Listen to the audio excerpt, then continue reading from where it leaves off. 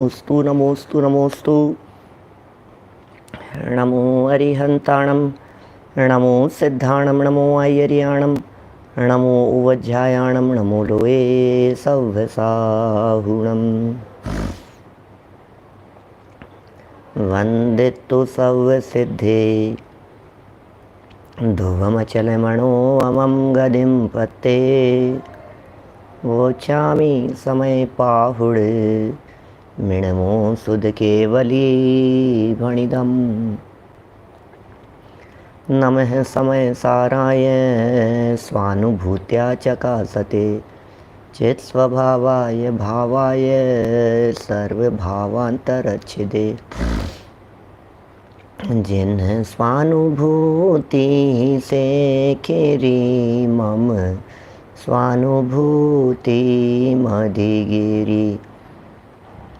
श्री विमल धारा जैन श्रुत आनंद अमृत से भरी।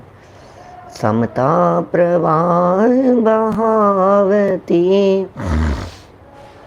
अधिविकल्प तोड़ी के।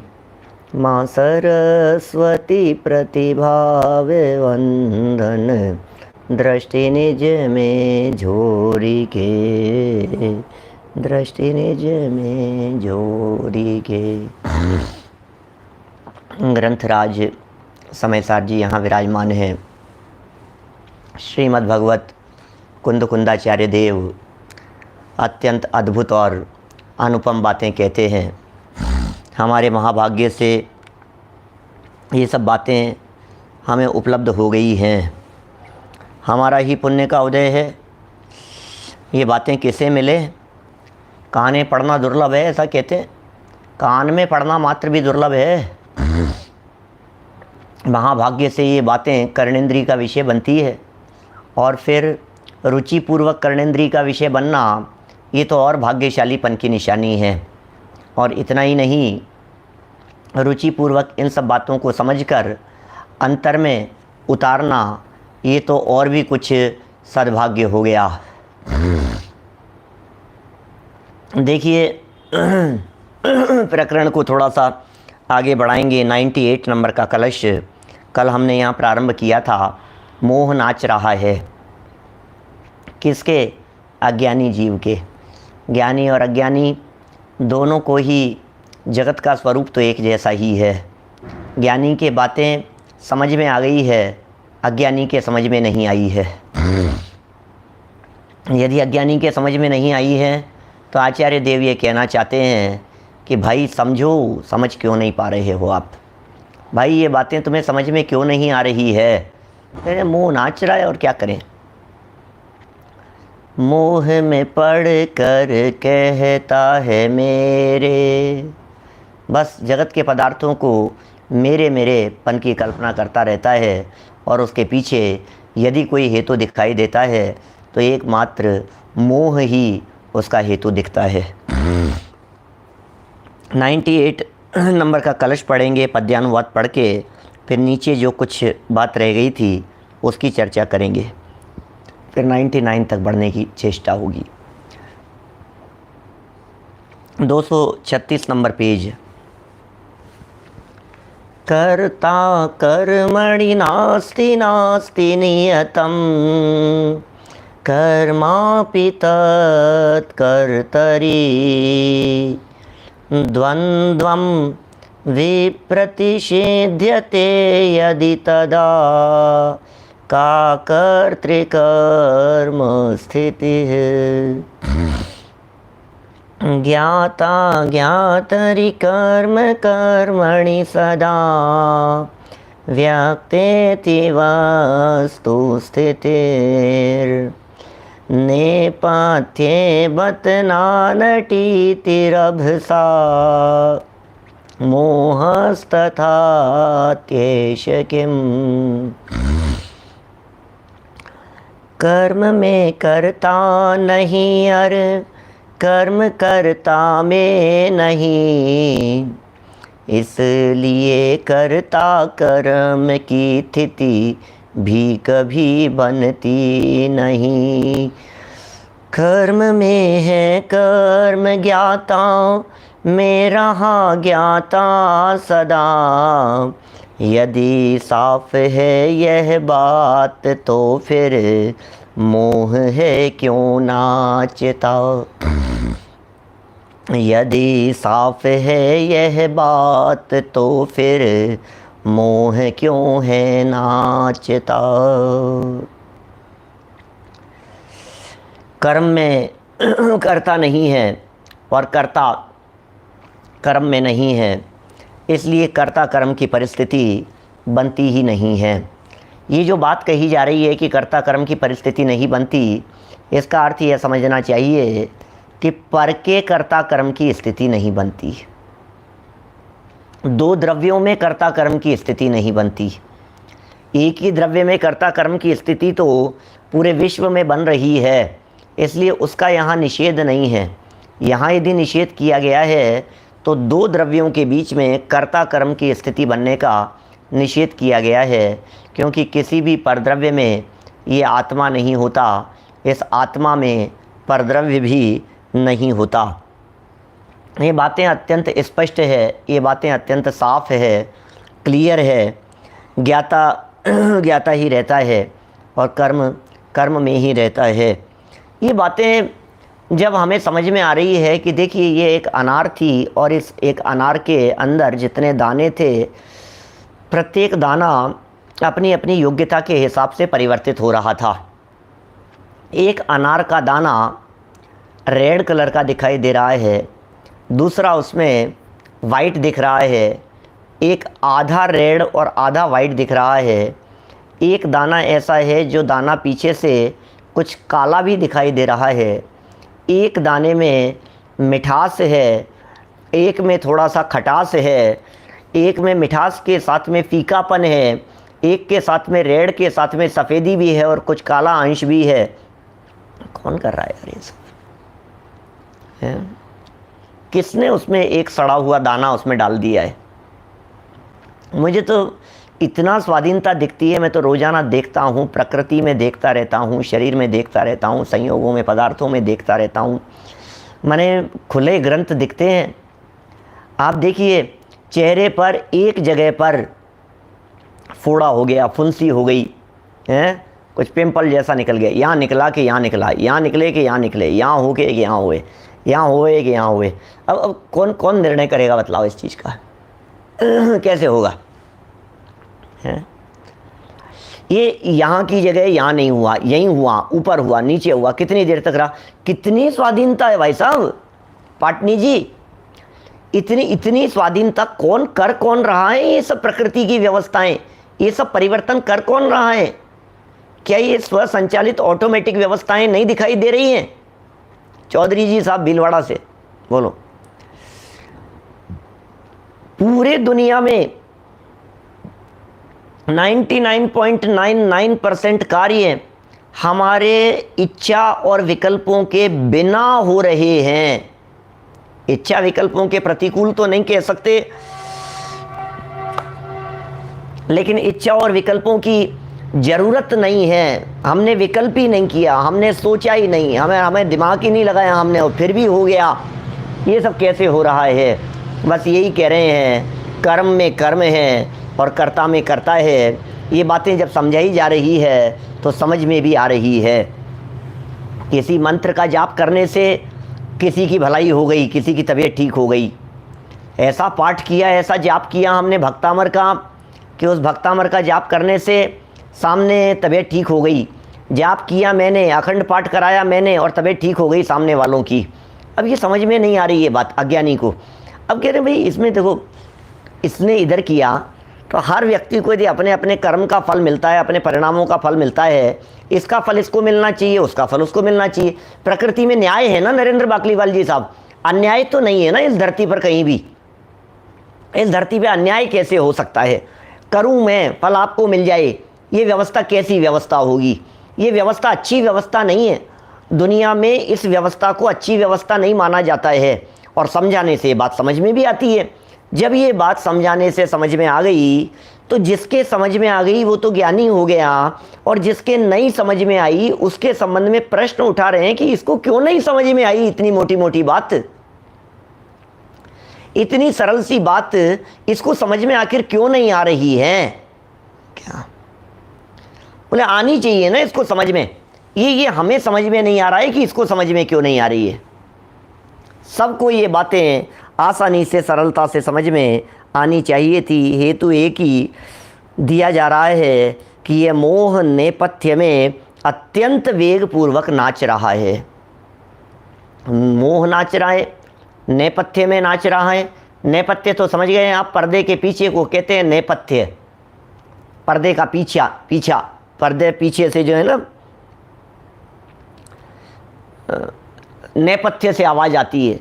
मंच पर जब कार्यक्रम होते हैं तो कुछ तो सामने आकर के बातें कही जाती है, और कुछ बातें ऐसी होती है जो पर्दे के पीछे से कही जाती है। जो पर्दे के पीछे है, जो दिखाई नहीं दे रहा है, उसे कहते हैं नेपथ्य, बैक स्टेज कह करके पुकारा जाता है।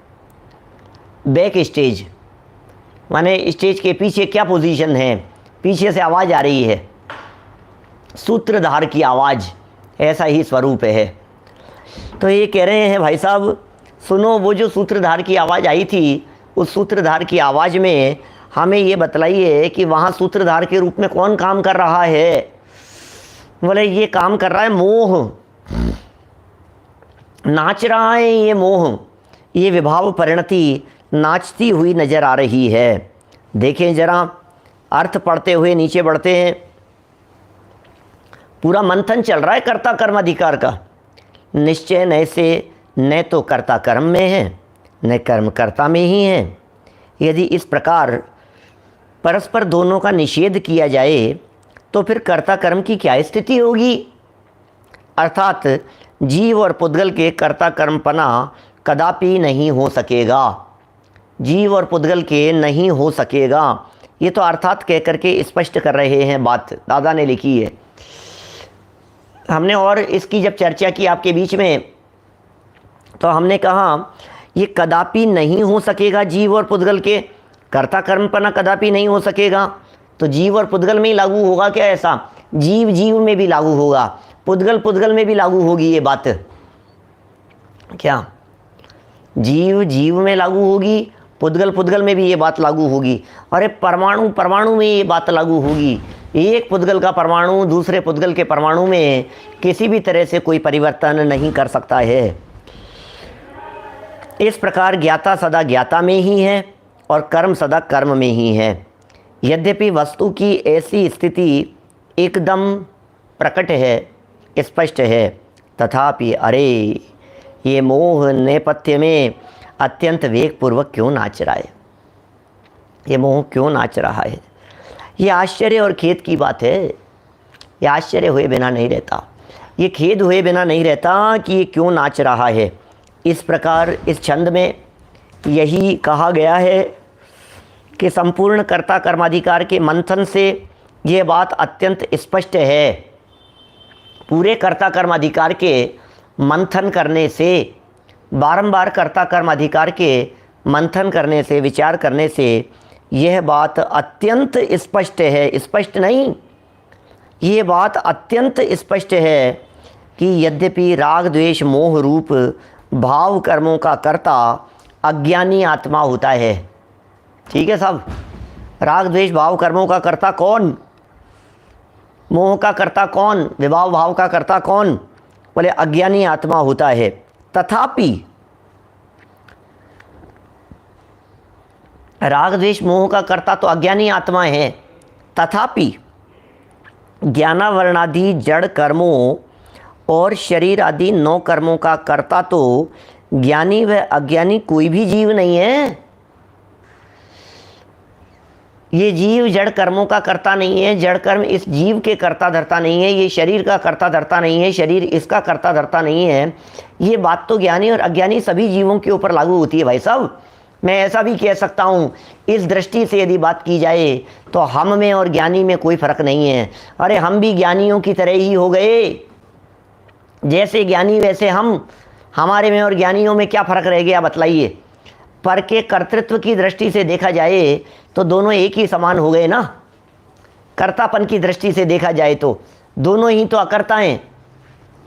अरे मैं ये कहता हूँ, एक व्यक्ति ने ये समझ, देखो जहर था, मान लीजिए सामने जहर था और उस जहर को खाने वाला था कोई अज्ञानी,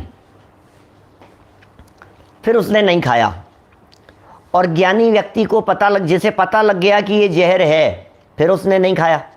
अब दो जीव हो गए। एक व्यक्ति ने जहर को जहर जान करके नहीं खाया और दूसरे व्यक्ति ने मेरा मन नहीं है ये कह करके जहर नहीं खाया। तो बतलाइए जहर का असर किसके ऊपर होगा?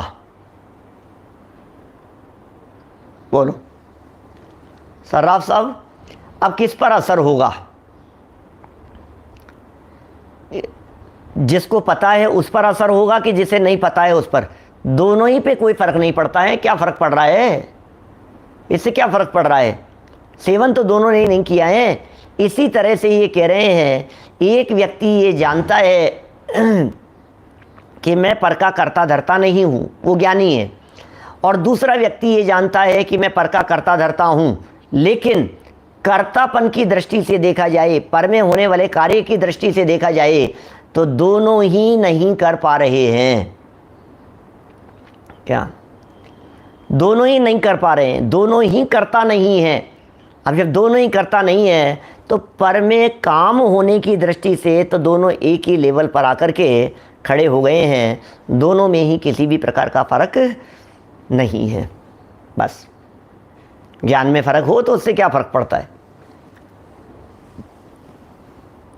आचरण में फ़र्क हो तो क्या फ़र्क पड़ता है? श्रद्धा में फ़र्क हो तो क्या फ़र्क पड़ता है? यहाँ तो कार्य की दृष्टि से बात करें, कार्य होने में क्या फ़र्क हुआ? बोले कार्य में तो कोई फ़र्क नहीं है। एक समझदार व्यक्ति दूध का सेवन करे और एक ना समझ व्यक्ति दूध का सेवन करे, दोनों एक जैसे हैं। कर्तृत्व संबंधी बात का यहाँ निषेध कर रहे हैं। राग द्वेष मोह जो हैं इनका कर्ता अज्ञानी आत्मा होता है, लेकिन जड़ कर्म और शरीर, माने देखिए एक प्रकार से तीन कर्मों की चर्चा यहाँ हो गई। राग द्वेष आदि हो गए भाव कर्म, ज्ञानावरण आदि हो गए जड़ कर्म, और शरीर आदि हो गए नौ कर्म। माने तीन तरह के कर्म की चर्चा है, एक जड़ कर्म, एक भाव कर्म और एक नौ कर्म। बोलो इनमें से कौन किसका करता है? भाव कर्म का कर्ता अज्ञानी आत्मा अपनी अज्ञान दशा में होता है। अज्ञानी आत्मा अपनी अज्ञान दशा में भाव कर्म का कर्ता होता है। ज्ञानी हो जाने के उपरांत वो भाव कर्म का भी कर्ता नहीं रहता। द्रव्य कर्म का कर्ता ये अज्ञानी जीव मानता है, लेकिन कर्ता तो ये होता ही नहीं है। और नौ कर्म माने शरीर आदि का कर्ता, संयोगों का कर्ता, बोले वो भी अज्ञानी जीव कर्ता मानता है, कर्ता तो उसका भी नहीं होता। माने ये बात अत्यंत स्पष्ट है, क्योंकि शरीर पर हमारी चलती हुई नहीं दिखाई देती है। सच में यदि शरीर पर चलने लग जाए तो दुनिया में कोई व्यक्ति बीमार नहीं होना चाहता। दुनिया में कोई व्यक्ति ये नहीं चाहता है कि मुझे तकलीफ़ हो, मैं बीमार हूँ, मुझे पीड़ा हो जाए, मुझे बुखार हो जाए, मेरे सर दर्द हो जाए, मेरा दांत निकल जाए, मेरी हड्डी बढ़ जाए कहीं की, मेरी हड्डी छोटी हो जाए, मेरी हड्डियाँ गल जाए, मेरे ब्लड प्रेशर बहुत ज़्यादा हाई हो जाए कि लो हो जाए। कौन चाहता है ये सब चीज़ें? मेरी सांस आ रही है, जा रही है, बराबर चल रही है, नहीं सांस नहीं आ रही है, सांस नहीं आ रही है, ऐसी स्थिति हो जाए, कभी देखूं तो सही में। कोई नहीं सोचता है ऐसा, कोई नहीं चाहता है। फिर भी इस प्रकार की परिस्थितियाँ बन जाती है। कान काम करना बंद कर देते हैं, नाक काम करना बंद कर देती है, आँखों के ऊपर चश्मा चढ़ जाता है, कभी मोतियाबिंद हो जाता है, कभी काले पानी की समस्या हो जाती है, कभी किसकी हो जाती है, कभी अंदर में उसका वो घिस जाता है, कभी कुछ और हो जाता है। हजारों लाखों तरह की बीमारियां हैं, और लाखों तरह की बीमारियों में एक भी बीमारी ऐसी नहीं है जिस बीमारी के बारे में ये जीव सोच रहा हो कि हम करें, कि हमारे होना चाहिए। ऐसा नहीं है। माने वो ज्ञानी और अज्ञानी दोनों ही निरंतर इस बात को बराबर दोनों ही एक कार्य के होने के संबंध में एक जैसे ही हैं। तो भाव कर्म, द्रव्य कर्म और नौ कर्म, ज्ञानी तो तीनों का करता नहीं है साहब, ये बात तो स्पष्ट हो गई। अब ज्ञानी करता क्यों नहीं? क्योंकि ज्ञानी के मोह नहीं नाचता है, ये लिख रहे हैं यहाँ। अब ज्ञानी के मोह क्यों नहीं नाचता है? क्योंकि ज्ञानी के अनंतानुबंधी वाला मोह नहीं है, ज्ञानी के मिथ्यात्व वाला मोह नहीं है, ज्ञानी के दर्शन मोह वाला मोह नहीं है। इसलिए ज्ञानी जीव के वो मोह नहीं नाचता है। जो है ही नहीं वो नाचेगा कैसे? क्या आपके घर में चूहे घूम रहे हैं, चूहे ने गिरा दिया, अरे जब चूहे है ही नहीं तो किचन में गिराएंगे कैसे? किचन में कोई एक डब्बा गिर गया, रखा हुआ था और वो गिर गया। नए व्यक्ति थे कोई, उन्होंने कहा कि भाई साहब चूहे ने गिरा दिया होगा। अब आप कह रहे हो हमारे घर में चूहा ही नहीं है। जब चूहा है ही नहीं तो गिराएगा कैसे? जिसके घर में चूहा होगा उसके घर में चूहा गिरा पाएगा, जिसके घर में चूहा नहीं है वहाँ चूहा कैसे गिराएगा? ऐसे ही ज्ञानी के घर में मिथ्यात्व है ही नहीं, ज्ञानी के घर में अनंतानुबंधी है ही नहीं। तो अनंतानुबंधी और मिथ्यात्व ये राग द्वेष मोह रूपी उपद्रव कैसे कर पाएंगे? ये राग का जो ढलान हुआ, राग जो ढुला है थोड़ा परिणति में, यदि इसका कर्ता अनंतानुबंधी और मिथ्यात्व को कह दिया जावे तो ज्ञानी ये कहता है मेरी तो परिणति में न मिथ्यात्व है न अनंतानुबंधी है, ये कैसे राग और मोह मिथ्यात्व जन्य हो सकते हैं, कैसे अनंतानुबंधी जन्य हो सकते हैं? इस तरह से शरीर का भी करता नहीं, द्रव्य कर्म का भी करता नहीं और भाव कर्म का भी करता नहीं, तीनों ही का अकर्ता सिद्ध हो जाता है। देखिए कौन अकर्ता सिद्ध हो रहा है? ज्ञानी। ज्ञानी 3 का अकर्ता है, अज्ञानी 2 का अकर्ता है। कर्ता तो वास्तव में तीनों का ही है। इसके राग में कुछ दम नहीं है जो राग कुछ कर पाएगा। अज्ञानी ने राग तो किया, अज्ञानी ने विभाव भाव विकार भाव तो किया, लेकिन अज्ञानी के उस विकार राग भाव और विकल्प में कोई ये दम नहीं है कि वो किसी भी तरह का कुछ भी कर सके। अज्ञानी के राग भाव में कुछ पावर नहीं है कि वो कुछ कर सके, कुछ करने में समर्थ नहीं है जी अज्ञानी का वो राग भाव, अज्ञानी का वो मोह भाव। मोह कितना भी नाचता रहे लेकिन वो कुछ नहीं कर सकता है। ऐसा समझ लीजिए कि वो किनारे पर आकर के कितना भी नाचें, कुछ करने में समर्थ नहीं हो सकते हैं। मैंने एक दिन कही थी ना गणपति जी के बारे में, किनारे पर आकर के नाचने लग गए, बोले करो करो बचाओ बचाओ। अरे कुछ नहीं बचाना है हमारे को, हम नहीं बचाएंगे, तुम डूबते हुए उनको नहीं बचाएंगे हम। अरे प्रभु क्या कर रहे हो आप, ये तो अन्याय है बिल्कुल सरासर, आप बचा नहीं रहे हो। क्या जवाब दिया गणपति जी ने? उन्होंने क्या जवाब दिया? स्टोरी थी, मतलब जोक है, न्यूज़पेपर में पढ़ा 15 साल 20 साल पहले कभी। वे स्पष्ट कह दिया भैया जब मैं डूब रहा था तब तुम लोग नाच रहे थे। तो नाचने वाला व्यक्ति कुछ करने में समर्थ नहीं है। संजय जी भाई साहब, जो व्यक्ति नाच रहा है वो व्यक्ति लिख नहीं सकता, जो व्यक्ति लिख रहा है वो व्यक्ति नाच नहीं सकता। दो परस्पर विरोधी क्रियाएं हैं ना। तो जो जान रहा है वो मोह में नहीं नाच सकता, जो मोह में नाच रहा है वो ज्ञान में नहीं भीग सकता। दोनों परस्पर विरोधी कार्य हैं। हम सोच रहे हैं कि ये अज्ञानी जीव का अज्ञान नाच रहा है, मिथ्या मान्यता ही है जी, और तो क्या है। देखिए ज्ञानावर्णादि जड़ कर्म और शरीर आदि 9 कर्म का कर्ता तो ज्ञानी व अज्ञानी कोई भी नहीं है। आगम में जहाँ भी आत्मा को जड़ कर्मों और 9 कर्म का कर्ता कहा गया हो, आगम में जहाँ भी आत्मा को जड़ कर्मों और 9 कर्म का कर्ता कहा गया हो, वहाँ सब असद्भूत व्यवहार नय का उपचरित कथन ही समझना चाहिए। इसका मतलब आगम में आपको इस तरह की शब्दावली मिल सकती है, शास्त्रों में आपको इस तरह के वाक्य मिल सकते हैं, शास्त्रों में आपको इस तरह की चर्चाएं मिल सकती हैं कि भैया ये द्रव्य कर्म जो है ये द्रव्य कर्म का कर्ता आत्माएं हैं, ये 9 कर्म का कर्ता आत्माएं हैं, ये बातें मिल जाएगी। सच कह रहे हैं आप, एक आदमी 2 क्रियाओं का कर्ता एट ए टाइम नहीं हो सकता। जिस समय एक क्रिया को कर रहा है उस समय दूसरी क्रिया को नहीं कर सकता, जिस समय एक काम कर रहा है उस समय दूसरा काम नहीं कर सकता है। टेबल पर बैठ कर के लिखने का कार्य और स्विमिंग पूल में नहाने का काम, ये दोनों काम एट ए टाइम एक ही व्यक्ति के माध्यम से नहीं हो सकते। स्विमिंग पूल में हो उस समय कैसे वो टेबल पर बैठ कर के लिखने का काम कर सकता है? जिस समय लिख रहा हो उस समय पढ़ने का काम नहीं कर सकता है, जिस समय पढ़ने का काम हो उस समय लिखने का काम नहीं कर सकता है। दोनों काम ही न्यारे न्यारे हैं। और यदि लिखने का कार्य और पढ़ने का कार्य दोनों हुए थे तो इसका मतलब वो दोनों कार्य एक साथ हुए हैं, तो दोनों के कर्ता भी अलग अलग होने चाहिए। जड़ कर्म और शरीर आदि 9 कर्मों का कर्ता ज्ञानी में अज्ञानी कोई भी नहीं है।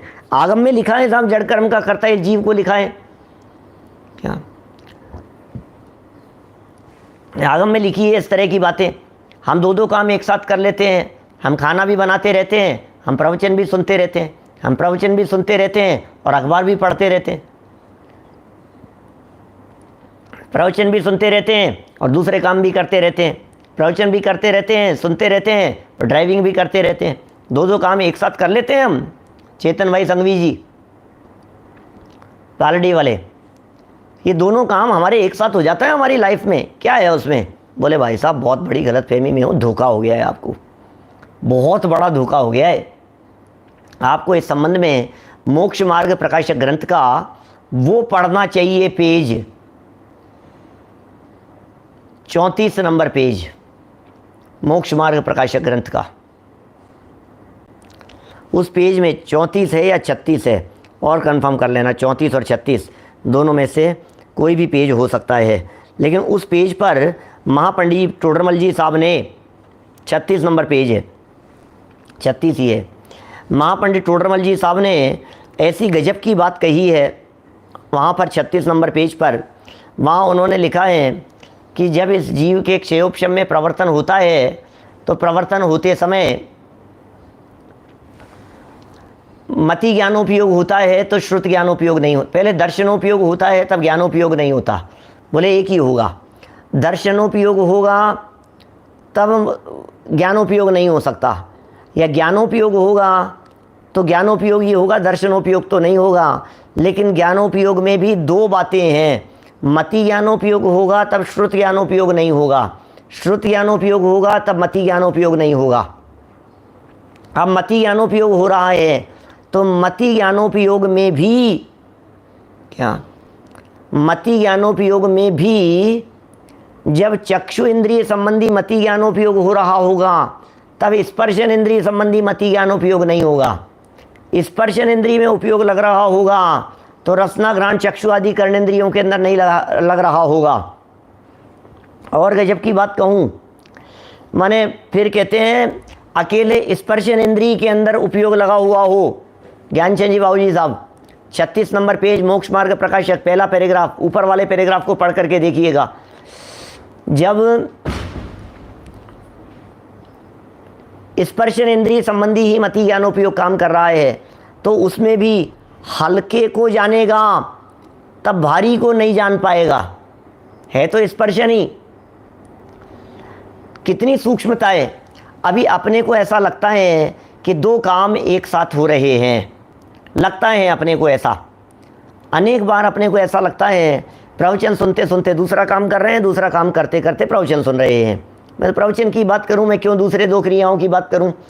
तो अपने को लग रहा है कि दोनों एक साथ किए जा रहे हैं। और लोग करते भी हैं, इस तरह के काम करते हैं। बहुत सारे लोग हमसे कहते रहते हैं, पंडित जी किचन में काम करते करते कर लेवें कि नहीं, घर का काम करते करते कर लेवें कि नहीं, कि ड्राइविंग करते करते कर लेवें कि नहीं, ऑफिस फैक्ट्री जाते जाते सुन लें या नहीं सुने। मैं तो यही कहता हूँ, कर लो भैया, क्या करो, कोशिश तो यही करो कि शांति से बैठ करके हो जावे। यदि आपको समय नहीं मिलता है तो फिर कोई बात नहीं, नहीं करने से तो करना ज़्यादा अच्छा है, नहीं सुनने से तो सुनना ज़्यादा अच्छा है। माने एक्स्ट्रा टाइम में बहुत सारे लोग सुनते रहते हैं, कितने सब प्रवचन, अपने तो 3,500-4 हज़ार प्रवचन तो अवेलेबल हैं, सब वीडियो, ऑडियो तो हज़ारों की संख्या में और बहुत ज़्यादा। तो अब क्या करो, पिछले प्रवचनों में कोई भी व्यक्ति ने कोई सीरीज शुरू कर रखी है, कितने लोग मिलते रहते हैं, बोले हमने मोक्ष मार्ग प्रकाशक की सीरीज शुरू की हुई है, हमने इसकी सीरीज शुरू की हुई है, हमने इसकी शुरू की हुई है। कोई क्या सुन रहा है, कोई पुरुषार्थ सिद्धि उपाय सुन रहा है, किसी ने अभी तो नए कुछ लोगों ने संयम प्रकाश शुरू किया। अब देखो, अब हमारा ये कहना है कोई बात नहीं, लेकिन ये 100% टोडरमल जी साहब कह रहे हैं, जनवाणी ये कह रही है कि आपका उपयोग बहुत फास्ट इधर उधर घूमता है। वही जैसे कौवे का एग्जाम्पल दिया ना टोडरमल जी साहब ने, उसके गोलक 2 हैं और पुतली 1 है। कौवे की जो आंखें दिखाई देती है उसमें 2 गोलक दिख रहे हैं, छेद 2 हैं आंखों के, और अंदर उसकी पुतली 1 है, और वो इतना फास्ट घूमती है, इतनी फास्ट घूमती है वो अंदर की पुतली कि ऐसा लगता ही नहीं है कि उसके 1 ही आंख है, ऐसा लगता ही नहीं है, ये फीलिंग में ही नहीं आती है ये बात। अब आचार्य देव ये कह रहे हैं कि तुम्हारे फीलिंग में नहीं आए चाहे नहीं आए, वस्तु स्थिति थोड़ी ना बदल सकती है। क्या टोडरमल जी साहब ये जो रहस्य निकालते हैं, ये कहाँ से निकालते हैं? कहाँ उन्होंने कौवे को देखा होगा, कहाँ कौवे की डेड बॉडी को देखा होगा, कहाँ उन्होंने उसके अंदर पुतली और गोलक को देखा होगा, हैं कि उसके अंदर 1 ही है, 2 नहीं है, आंखें 2 नहीं होती है उसके, कहाँ निकलती है ऐसी बातें? निकाल कर रखी है पंडित जी साहब ने। इतना सब स्पष्ट ख्याल में आने पर ये बिल्कुल समझ में आ गई हमारे को कि 2 काम एट ए टाइम नहीं हो सकते। लग तो यही रहा है हमारे को कि 2 काम एक साथ हो रहे हैं, लग तो यही रहा है हमारे को, भोजन भी बना रहे हैं और सुन भी रहे हैं, लेकिन सच में 1 सेकंड में संख्यात 1000 कूड़ा कूड़ी आंवलिया, 1 आंवली में जगन्य युक्त असंख्यात प्रमाण समय, और एक समय में उपयोग इधर से उधर चला जाता है। 25, 50, 100, 200, 500 समय के लिए भी उपयोग दूसरी तरफ जाकर के आ गया तो हमारे पकड़ में ही नहीं आता है कि हम सुनते सुनते कहाँ जाकर के आ गए हैं। इतना सूक्ष्म दौड़ रहा है उपयोग, कितना सूक्ष्म दौड़ रहा है। माने अपने को पता ही नहीं है। चेतन भाई, आज भी अपन किसी को कहे ना कौवे के बारे में तो किसी व्यक्ति को पता लगता है, अदरवाइज कौन जानता है इस बात को? कौवे के संदर्भ में किसी नए व्यक्ति को बतलाओ तो उसे पता लगेगा ये ऐसा कैसे, पता नहीं ये कैसे हो रहा है। देखिए तो यहाँ क्या कह दी, यहाँ बात क्या चल रही है कि जड़ कर्म और नौ कर्म का जो कर्ता है, ये कर्ता भले ही आगम में कहा गया हो लेकिन ये कर्ता नहीं है। 2 क्रियाओं का कर्ता एक नहीं हो सकता। एक व्यक्ति एट ए टाइम 2 क्रियाओं का कर्ता नहीं हो सकता, ठीक है ना? देखिए हॉस्पिटल में खड़े खड़े सुन रहे हैं भाई साहब, प्रकाश जी भाई साहब, तो बोले कोई बात नहीं, अब वहाँ भी अपना उपयोग, वहाँ आवाज़ लगने वाली है, अपने को दिखाने के लिए जाना है, अंदर जाना है, उधर भी उपयोग है, इधर भी उपयोग है। सुनो, जब आपका उपयोग कोई दूसरी आवाज़ सुनने में लगता है उस समय आपका वाक्य प्रवचन का चला जाता है। ऐसा है, निश्चित चला जाएगा। अच्छा, यदि आपको भरोसा नहीं होना, मैं आपको दावे के साथ में कहता हूँ, आप हमारे किसी भी प्रवचन को दोबारा सुन करके देखिए। अभी जो सुना है ना आपने, आज जो अभी प्रवचन सुन रहे हो, इस प्रवचन को आप दिन में दोबारा सुन करके देखिए, आपको कितने वाक्य, कितनी बातें ऐसी लगेगी, ये सुबह कब बोला था, ये तो सुना ही नहीं था हमने, ये बात तो आई नहीं थी, ये बात नहीं कहाँ से आ गई। इसका मतलब उस समय आपका उपयोग कहीं दूसरी जगह पर चला गया था। इसका मतलब जब आप दूसरा काम कर रहे थे उस समय आपका सुनने का काम रुक गया था। क्या अभी आपको ऐसा लग रहा है हम देख भी रहे हैं और सुन भी रहे हैं? देख भी तो रहे हैं, पंडित जी आपको देख भी रहे हैं, पंडित जी आपको सुन भी रहे हैं। देखना और सुनना, ये 2 काम भी पंडित जी साहब कहते हैं एक साथ नहीं हो सकते। एक चक्षु इंद्रिय का काम है, एक कर्णेंद्रिय का काम है। चक्षु इंद्रिय काम करती है तब कर्णेंद्रिय नहीं करती है, और कर्णेंद्रिय जब काम करती है तो चक्षु इंद्रिय नहीं करती है। यहाँ सामने प्रवचन सुनते सुनते जब आप चैटिंग कर रहे होते हैं, अरे कई लोग तो अपने अपने प्रश्न ही पूछ लेते हैं, इधर उधर की बातें कर लेते हैं, बोलो प्रवचन कर सुनते समय। बड़ा आश्चर्य हुए बिना नहीं रहता है, कहाँ क्या है, क्या हो रहा है, कौन सी जगह पर है, पंडित जी आज कौन सी जगह से प्रवचन कर रहे हैं, यहाँ क्या हो गया है। कोई बतला सकता है क्या हमारे को कि हमें वो ग्रंथ कहाँ से मिलेगा? कोई बतला सकता है क्या हमारे को गोमट सार पढ़ना है, कहाँ पढ़ा जा सकता है? अरे भाई तुम्हें दूसरी जगह पूछो ना, तुम प्रवचन के अंदर बीच में तुम अच्छा लाइव प्रवचन सामने बैठ करके प्रवचन सुन रहे हो, तब इस तरह की बातें हो सकती है क्या? लगता है कभी कभी अपने को ऐसा, कुछ भी बातें चलना चालू हो जाती है, आप कब आ रहे हैं, ये कब पहुंच रहे हैं, इनका क्या हो रहा है, गजब हो गया भैया। प्रवचन सुनते सुनते भी ऐसी बातें, प्रवचन सुनते सुनते भी। एक ग्रुप है हमारे पास में, कौन सा, टेलीग्राम पर, DR संजीव गोधा शंका समाधान।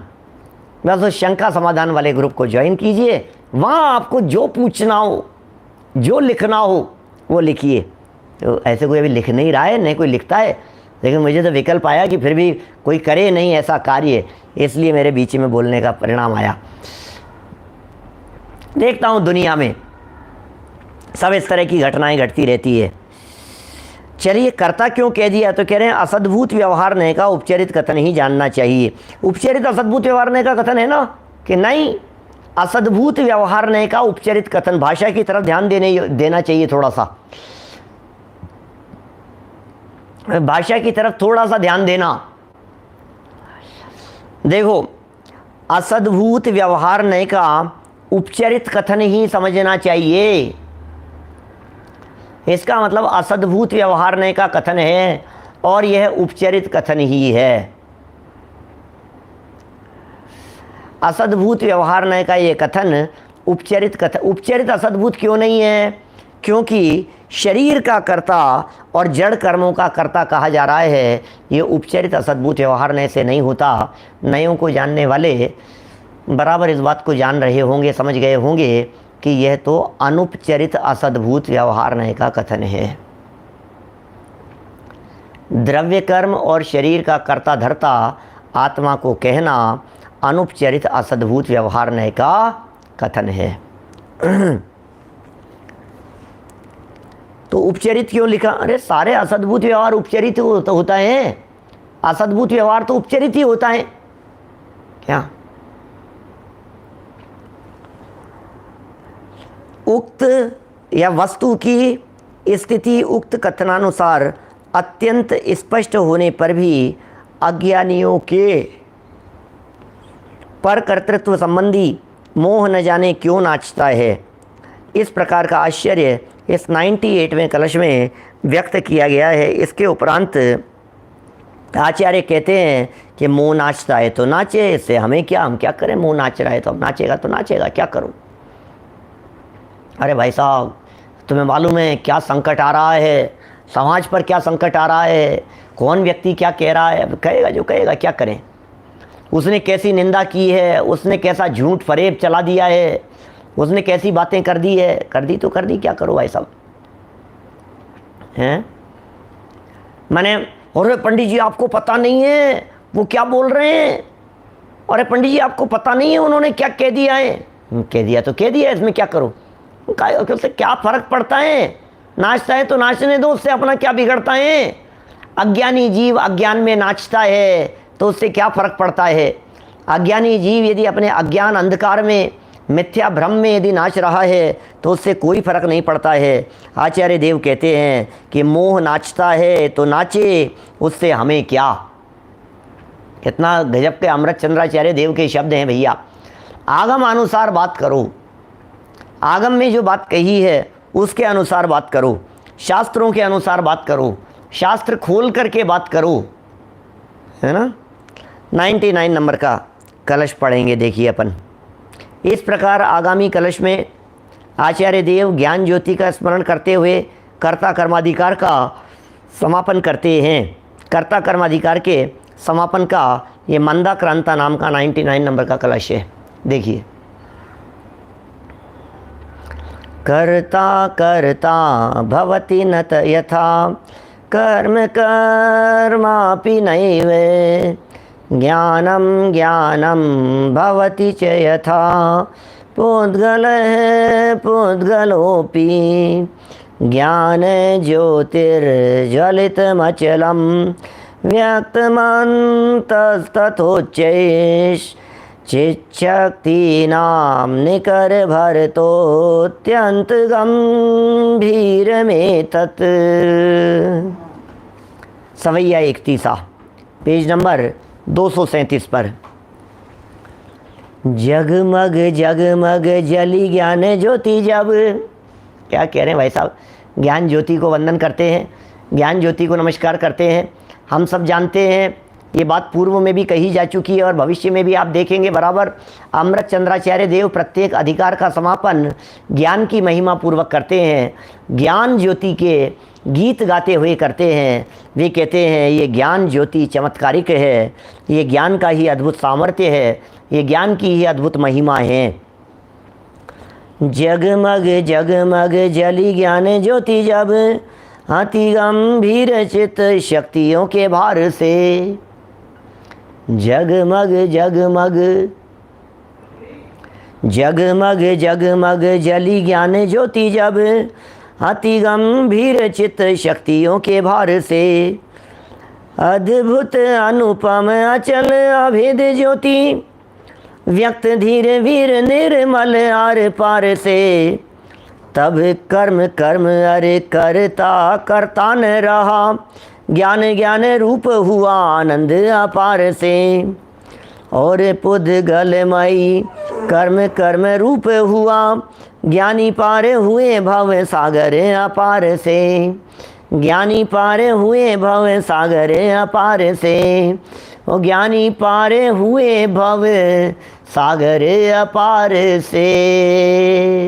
क्या समझ में आ गई? क्या अर्थ समझ में आया? क्या ज्ञानी पार हुए भव सागर अपार से। अरे अपार भव सागर से ज्ञानी जीव तो पार हो जाते हैं। जगमग जगमग जली ज्ञान ज्योति जब, ये ज्ञान ज्योति जब जलती है, जगमग जगमग जलती है, अति गंभीर होकर के जलती है। क्या? क्योंकि ये ज्ञान ज्योति जब जलती है तो विचलित नहीं होती। ज्ञान ज्योति जब जलती है, क्योंकि ज्ञान है ना, ये निस्तरंग होकर के जलने की चर्चा चल रही है। निहाल जी साहब पीतल फैक्ट्री वाले। जगमग जगमग जली ज्ञान ज्योति जब, तब क्या होगा? अति गंभीर चित्त शक्तियों के भार से। अत्यंत गंभीर चित्त, चित्त ज्ञान, अति गंभीर चित्त शक्तियों के भार से। शक्तियों के वजन से अत्यंत गंभीर चित्त, अद्भुत अनुपम अचल अभेद ज्योति। अद्भुत अनुपम अचल अभेद ज्योति, व्यक्त धीर वीर निर्मल आर पार से। अद्भुत है, अनुपम है, ये अद्भुत है, ये अत्यंत अनुपम है और ये अचल है, अभेद है। ये ज्योति निस्तरंग है, निर्विकल्प है, भेद नहीं है, अचल है, माने तरंगित नहीं है। देखिए, एक होती है दीपक की ज्योति, दीपक की लौ, एक होता है रत्नों का प्रकाश। तो यहाँ दीपक के प्रकाश और रत्नों का प्रकाश, इन दोनों में तुलना करके देखिए जरा। तो यहाँ दीपक के प्रकाश की बात नहीं है, क्योंकि दीपक का प्रकाश तो किंचित हवा के कारण दीपक की लौ इधर उधर विचलित होती रहती है। दीपक की लौ हिलती रहती है, कभी इधर फूंक मारो और बुझ भी जाती है। लेकिन जो ज्ञान का प्रकाश है, माने क्या कहेंगे यहाँ पर, ज्ञान का प्रकाश माने उसे जो कह कर के पुकारा है, ऐसा कह कर के पुकारा है, उसे ऐसा कह कर के पुकारा उस ज्ञान के प्रकाश को कि निस्तरंग है, रंच मात्र भी तरंगों से युक्त नहीं है। ज्ञान भी इसी तरह का है, अचलित है। अद्भुत अनुपम अचल अभेद ज्योति, जिसे भेदा नहीं जा सकता है और वो भेदा नहीं जा सकता है, किसी से भेद नहीं सकता है, ऐसा धीर वीर कह रहे हैं। व्यक्त धीर वीर निर्मल आर पार से। व्यक्त धीर वीर निर्मल आर पार से। व्यक्त है, धीर वीर है, निर्मल है, आर पार से निर्मल है। ऐसा धीर वीर है। धीर और वीर अंतर तो जानते ही होंगे आप लोग। धीर माने धैर्य धारण करने वाला, वीर माने प्रहार करने वाला। शक्ति वाले को कहते हैं वीर, और आक्रमण सहन करने वाले को कहते हैं धीर। धीरता सहन शक्ति का नाम है, वीरता प्रहारक शक्ति का नाम है। ये धीर भी है और वीर भी है। इस ज्ञान ज्योति को कोई विचलित नहीं कर सकता, इसलिए ये धीर है। ये ज्ञान ज्योति चलायमान नहीं होती, इसलिए धीर है। और ये ज्ञान का प्रकाश ऐसी सामर्थ्य वाला है कि मिथ्यात्व का भेदन कर देता है, विकारी वृत्तियों का भेदन कर देने में समर्थ है, इसलिए ये ज्ञान प्रकाश वीर भी है। ये ज्ञान ज्योति की वीरता और धीरता, ये दोनों ही बात कह रहे हैं। वीरता इसलिए कि ये अज्ञान अंधकार को मिटाने में समर्थ है, इसलिए तो वीर है। ये ज्ञान का प्रकाश ऐसा प्रकाश है जो अज्ञान, मोह और विकार के अंधकार को दूर करने में समर्थ है, इसलिए तो वीर है। और इस ज्ञान के प्रकाश को दुनिया की कोई ताकत हिला नहीं सकती है, इसलिए ये धीर भी है। और निर्मल भी है, मल रहित है, पवित्रता है। आर पार से, आर पार, इधर और उधर दोनों साइड, शुरू से अंत तक, सदा काल, या आर पार कह करके कहना चाहते हैं। जब ऐसा हो गया, जब ऐसी ज्ञान ज्योति प्रकट हो गई, तो क्या कहेंगे अब? तब कर्म कर्म अर करता करता न रहा मतलब अब ज्ञान भी सम्यक हो गया। कर्म कर्म में नहीं रहा, ज्ञान कर्ता कर्ता में नहीं रहा। कर्ता जी जो कर्ता बन रहा था, वो कर्ता पन्ना उसका बंद हो गया। जैसे कर्म कह रहा था, अब उसे कर्म कहना बंद कर दिया। न रहा का अर्थ क्या है? कर्ता कर्ता नहीं रहा और कर्म कर्म नहीं रहा, कह करके क्या कहना चाह रहे हैं? तब कर्म कर्म अर करता करता न रहा, ज्ञान ज्ञान रूप हुआ आनंद अपार से। वाह वाह वाह, क्या कह रहे हैं? ज्ञान ज्ञान रूप हुआ आनंद अपार से। ज्ञान ज्ञान रूप हुआ आनंद अपार से। अपार आनंद की अनुभूति होती है, ज्ञान ज्ञान रूप हो जाता है। बस ज्ञान ज्ञान में स्थिर हो गया, अपार आनंद का वेदन, अपार आनंद की फीलिंग दिखाई देती है। ज्ञान ज्ञान रूप हुआ आनंद, अरे अपार आनंद की जो कर्तापन की तकलीफ़ें थी, वे तकलीफ़ें पूरी मिट गई और ज्ञान अपार आनंद से युक्त हो गया। इससे ज़्यादा आनंद पूरी हो गई चर्चा। कर्ता कर्म अधिकार पूरा पढ़ लिया, समझ लिया, और इस ज्ञान में अपार आनंद की अनुभूति नहीं होवे, ऐसा हो कैसे सकता है? ये कैसे हो गया कि इसे अपार आनंद नहीं आया? क्या ये कैसे हो रहा है? अपार आनंद क्यों नहीं आएगा इस जीव को? ज्ञान ज्ञान रूप हुआ आनंद अपार से, और पुद्गल मई, और पुद्गल मई कर्म कर्म रूप हुआ, और पुद्गल मई कर्म कर्म रूप हुआ।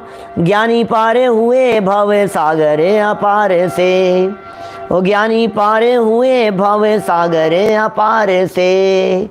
ये ज्ञानी जीव अपार भव सागर से पार हो जाते हैं।